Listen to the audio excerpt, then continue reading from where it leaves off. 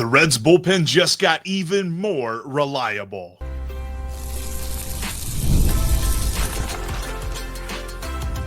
You are Locked On Reds, your daily Cincinnati Reds podcast, part of the Locked On Podcast Network, your team every day.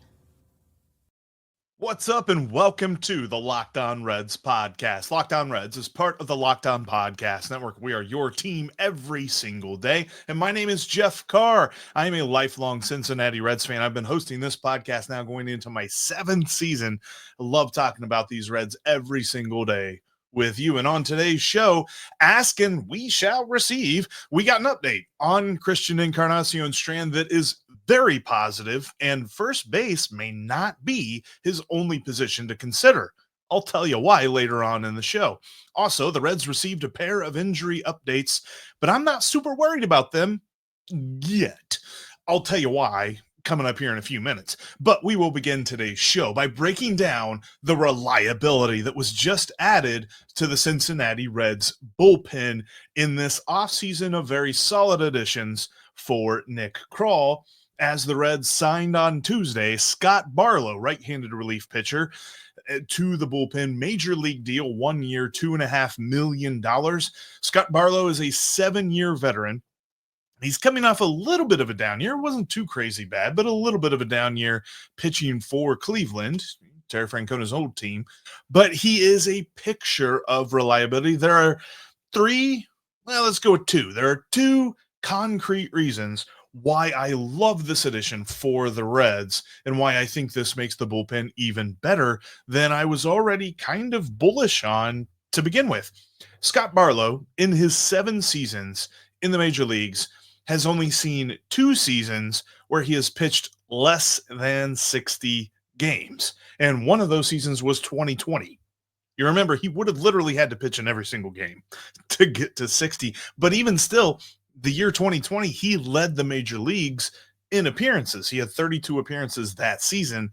So over half of the games, that was back when he was pitching for Kansas City. Much of his career has been spent pitching for the Royals. His best year was in 2021 when he was their closer, got over 20 saves, and was worth over 2 wins above replacement, which is pretty high for a relief pitcher. But putting the whole body of work together, he seriously has not pitched less than 60 games in any other season except for the one season that he was called up to the major leagues.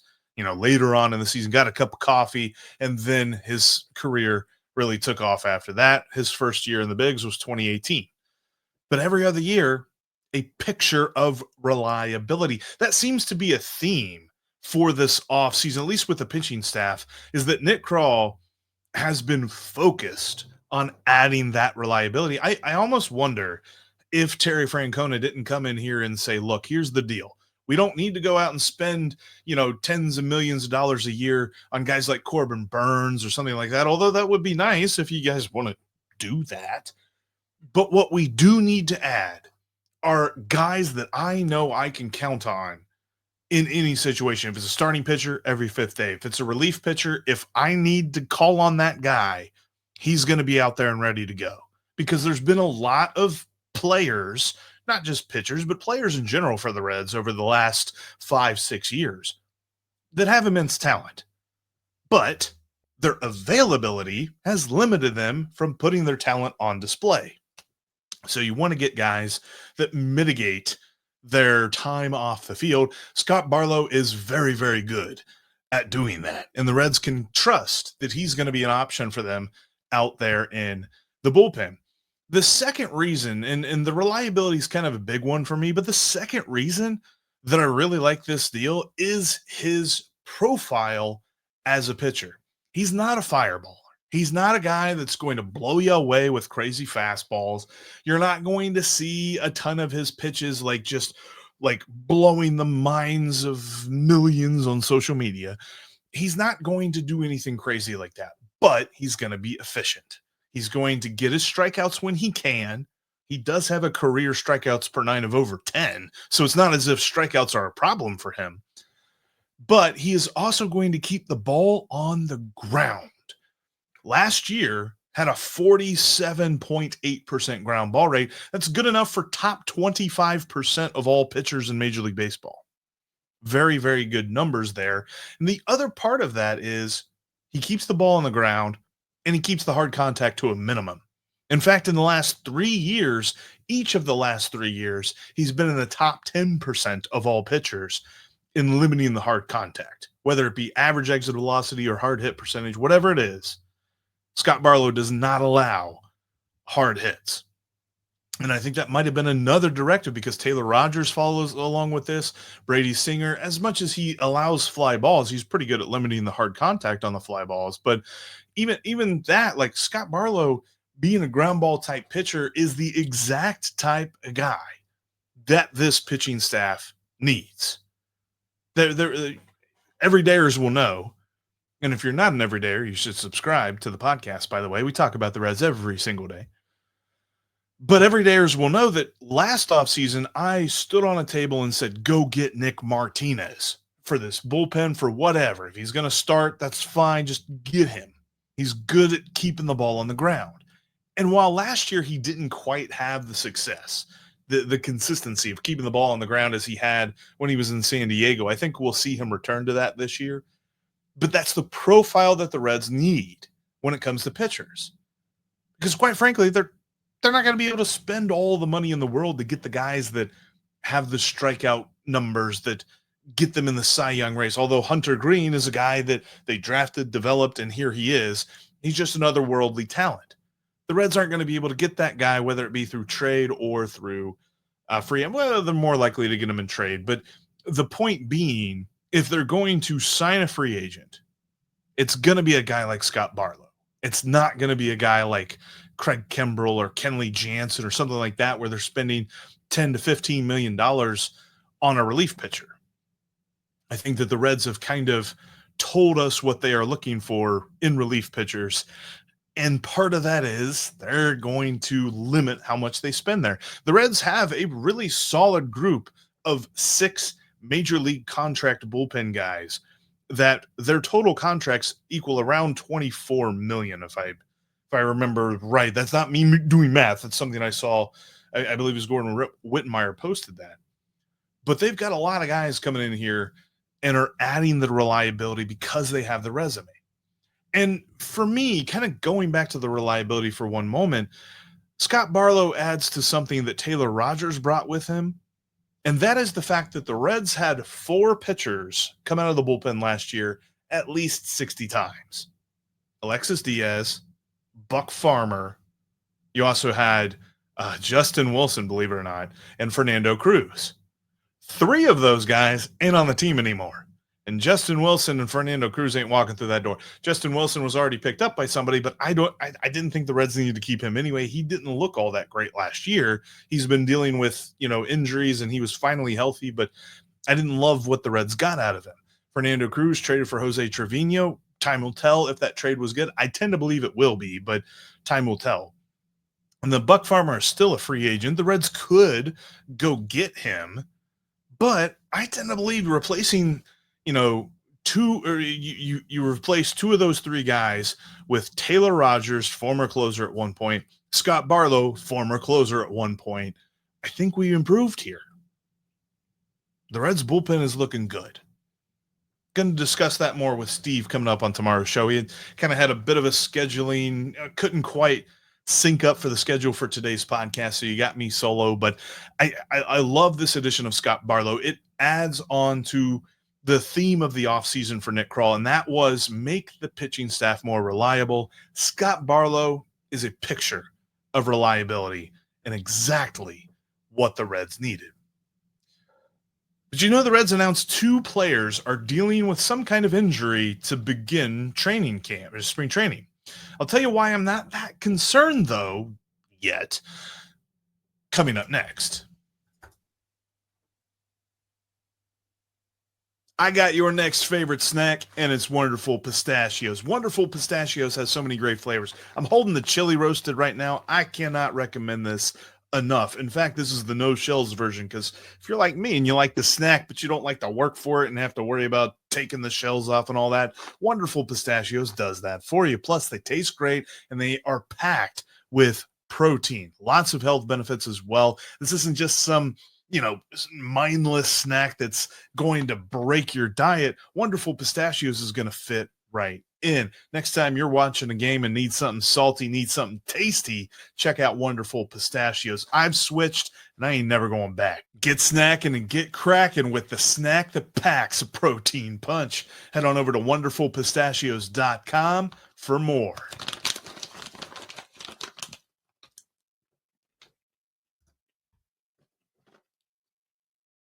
Thanks as always for making Locked On Reds your first listen every single day. And if you are an everydayer, really appreciate you being here. If you're not an everydayer, make sure you subscribe. That way you don't miss anything that we've got for you. We've got a lot of great Reds content coming through all throughout the spring training. And as games get started here in just a little over a week, leading you up to opening day.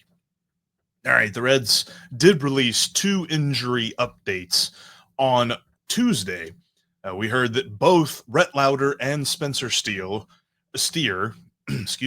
are dealing with some ailing shoulders, like sore shoulders. Steer dealt with the sore shoulder there toward the end of 2024. So it is a little bit more mildly concerning to me, at least, that this is not something that's gone away for him. I'll be curious to see how he develops. The reports are that as spring training games begin, we'll really just see him at DH. And then as his shoulder begins to hopefully heal and clear up, we will see him move back into the field, whether it be first base, third base, wherever he's going to play. But he's going to begin at DH. I don't necessarily know that this is something that the Reds are worried about affecting him into opening day. The reports were not with that kind of a tone. It wasn't like, oh boy, he's already dealing with something. He's going to be playing hurt all year. This was more of just a precautionary thing. Same with Rhett Lowder. Now, you always hear pitchers and shoulders and injuries, and you think, oh boy, that's not good. And I'm with you. If I hear that a pitcher has a shoulder issue, I'm not loving it. But I'll tell you this, Terry Francona, calm me down a little bit. There was a quote in an article in The Athletic by C. Trent Rosecrans from Terry Francona saying, with Rhett Lowder, we told him, you're not 37 trying to hang on. You're a young kid, and we need to keep an eye on you and take care of you. So we'll do that. I think it's precautionary, purely precautionary. Camp just started.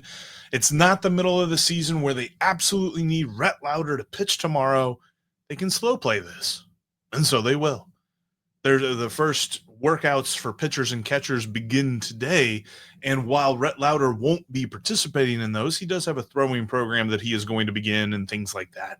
So he's going to strengthen the shoulder, and hopefully we find that there's no more damage there. But as of right now, the tone is optimistic. Now, I know what you're thinking. Well, Jeff, David Bell did that too. David Bell was optimistic to a fault when it came to injuries. Well, you know what? Terry Francona is not David Bell. So I'm going to give him the benefit of the doubt for right now. We're still in the honeymoon phase, right? We're not going to get mad at Terry Francona for being optimistic about a player's health. I think for right now, we're fine. So I'm not going to go too crazy. I'm not panicking about these injury updates yet. But I do want to consider this for just a moment, because consider the Reds lineup and the Reds defensive alignment without Spencer Steer. We have factored him in to any starting lineup that we can concoct. If it's righties, if it's lefties, if he's on the infield, on the outfield, Spencer Steer should be playing every day. So to lose him would not be good. You would be losing a key member of this lineup. And I think that it's worth noting here that I kind of power rank him below Matt McLain. I definitely got him below Elly De La Cruz. He's probably the third most important guy in the lineup, though. So that's a big loss. If he does end up missing time, and something that it's, being a DH, that would be good for the lineup.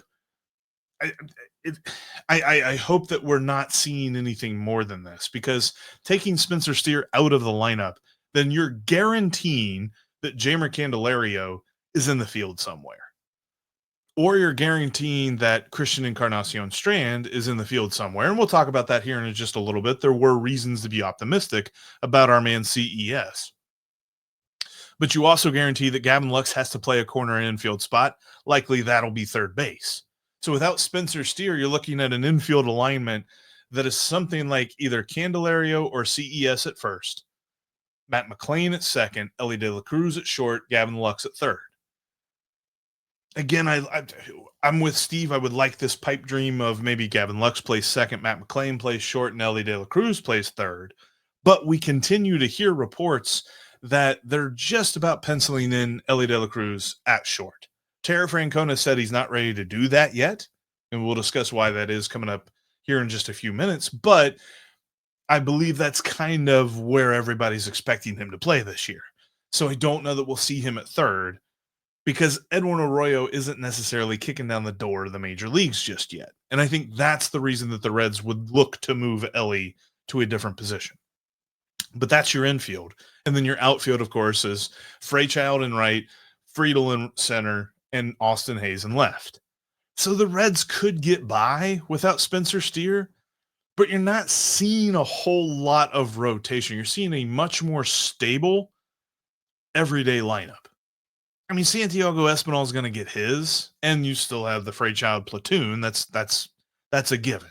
You're not asking Fraley or Fairchild to face their weaknesses. That's what the Freychild platoon is for. And even Jose Trevino, I feel good about giving Tyler Stevenson a little bit of rest, and Tyler Stevenson can DH in there somewhere as well. But overall, this definitely stretches the Reds a bit. Rhett Lowder, a little bit less impactful than Spencer Steer, but the pitching depth is definitely going to be tested too much there.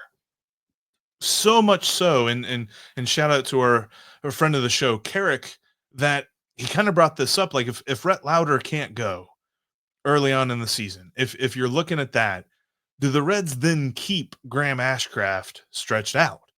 Because he is coming into camp preparing to be a starter. I would expect at least early on in spring training, they would prepare him to be a starting pitcher, and then they will see how the rotation shakes out, and likely that moves Graham Ashcraft to the bullpen. But if you're taking away Rhett Lowder from this depth chart, then you're looking at Chase Burns and Chase Petty being moved up a rung, and I don't know that they're ready for that. Like, I don't think Chase Burns is going to do the Mike Leake and totally skip the minor leagues before he makes his major league debut. So with that, I wonder how that affects Graham Ashcraft. But the good news is the reports are that everything is mild and that they're not worried about either one of these guys. I know that if you were on, Reds Twitter last night, then you saw people that were losing their minds, like, here we go again. This is just the same thing as last. I'm not there. I'm not panicking. I think the Reds are okay as of right now. But you know what? We did talk about a guy that we were a little bit worried about yesterday, and asking ye shall receive, because CES is ready to go. So much so that Terry Francona wonders if he has another position that he can help the team even more out with. We'll discuss what that is coming up next.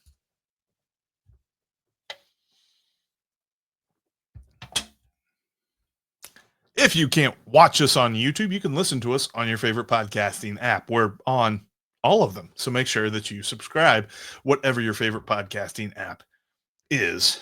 Find Locked On Reds, become an everydayer, and listen when you can't watch. There was one other thing that Terry Francona said yesterday, and this came again from that same article in The Athletic from C. Trent Rosecrans, where it was, it was kind of the first conversation with Terry Francona about some thoughts on spring training, about some thoughts on some guys. And one of the things, and it was a very passing comment in this article, but I found it very intriguing, is that Terry Francona noticed how healthy, how in shape, how ready to go Christian Encarnacion-Strand showed up to camp. He looked good, according to Terry Francona, so much so that Francona wants him to play at third base, at least early on in camp, to see if that is something he could be for the Reds. The Reds have had so much opportunity on the corner infield spots. One of the reasons that we wanted them to add more outfielders was so that you could put Spencer Steer in the corner infield conversation. Most people that cover the Reds and watch the Reds on a daily basis know that Spencer Steer is probably the best option at first base, at least right now. There's definitely an argument to be made that it's CES over Spencer Steer, but we got to see that to really make that argument. But if CES is healthy enough, the opportunity at third base might be greater because the Reds are talking about playing Gavin Lux there. Gavin Lux has not really played third base all that much in his career. They're also talking about putting Jeimer Candelario over there, and we all know what happened last year when Jeimer Candelario played third base.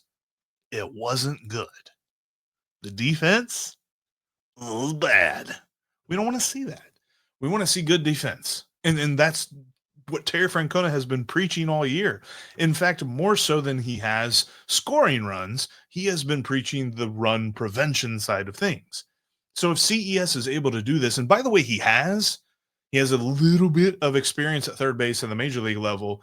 He played over 90, I think it was 98 games in the minor leagues at third base at all levels, not just one, not like he did that down in Dayton and then they never tried him there again. But he has experience over on the hot corner. And Terry Francona was so bullish about how he looked. And there was a picture that was kind of circulating around the internet last night of him making one of those jump throws at third base. And I even, shout out to the folks that reach out. I had a couple of folks reach out to me and just be like, looks like you guys were worrying for nothing. I'm glad. Okay. I'm glad.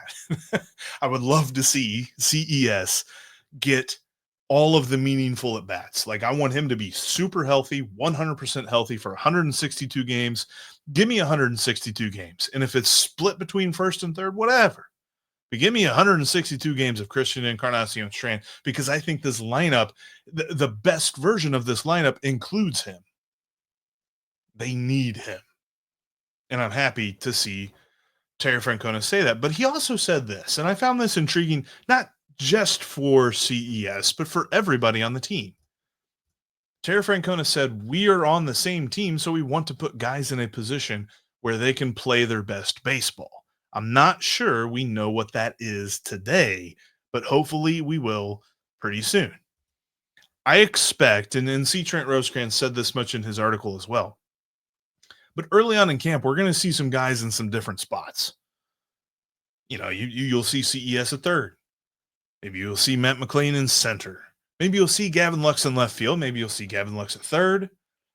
I think the reason that they got Gavin Lux is because they feel like he has far more positional flexibility than Jonathan India ever could have offered them. So Gavin Lux is going to play around. You're probably going to see a couple of guys really trying their best over at shortstop because the Reds need to figure out what the depth chart looks like there. I think Matt McLain is your second shortstop behind Elly De La Cruz. But what happens when Matt McLain moves to short? Is it Gavin Lux at second? Then who's playing third? There's so many things. It's going to be an Abbott and Costello routine for the first part of spring training. But C. Trent went on to say that throughout their conversation, he got the feeling that the later we get into camp, as we're getting closer to March 27th, the positions that you see guys playing in March are going to be the positions that you see them playing in April. So maybe not the ones in February and maybe not the ones even in early March, but like the latter half of March, pay very close attention to where guys are playing there. We're going to get excited. We're going to go crazy. We're going to overreact a little bit here and there of guys playing in different spots. Like the game that Matt McLain plays in center field, boy, we're going to be talking about that. We're going to be going crazy. What that means for him, what that means for TJ Friedel. We're going to be looking at, Gavin Lux at third base. How does that make the infield move around? CES at third base. That's kind of intriguing, man. You're talking about a guy that's got 40 homer potential. And I stand by that. And I know that we love to joke about Steve saying that Tyler Stevenson had 40 home run potential. I very much think that we will see CES hit 40 homers in the not too distant future, like a year or two from now, could be the case. But I think that would be amazing at third base. Could the Reds have like a Manny Machado type dude with him? Which I think I heard that comp for Noelvi Marte. We'll table that for now. Put that on the shelf We'll make sure it's dusted, keep it clean, but we'll see exactly when we pull it back off the shelf. But I would love to see how the position stuff, really works itself out. Obviously, Tyler Stevenson and Jose Trevino are the catchers. They're not moving anywhere else. I don't even know that we really see, I think Tyler Stevenson could play first base a handful of games this year. But the more that I see and hear from Terry Francona talking about positional flexibility and things like that, I think there's just going to be so many guys that get the chance at first base. We're not going to see Tyler Stevenson that much there. But this camp, this spring training camp, and games and things like that, it's going to be so interesting to see how positions shake out. Because as C. Trent wrote, most people expect that Elly De La Cruz is already penciled in at short. Terry Francona has not said that yet. In fact, Terry Francona continues to say, we'll see.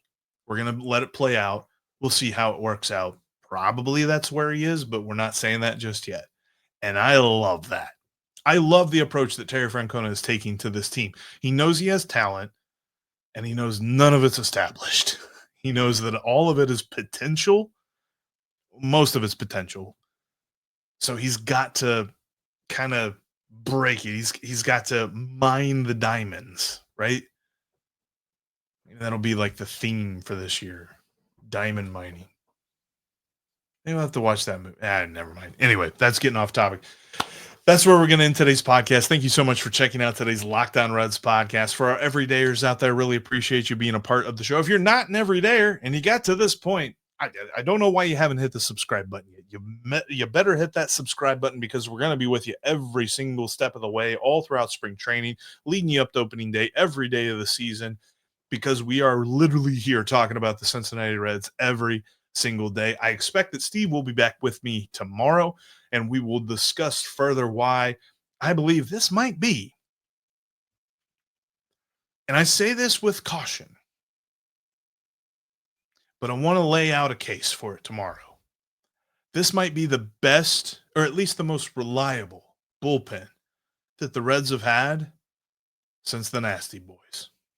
I'll tell you why tomorrow. But until then, you know that we will be Locked On Reds every single day. All these pistachios.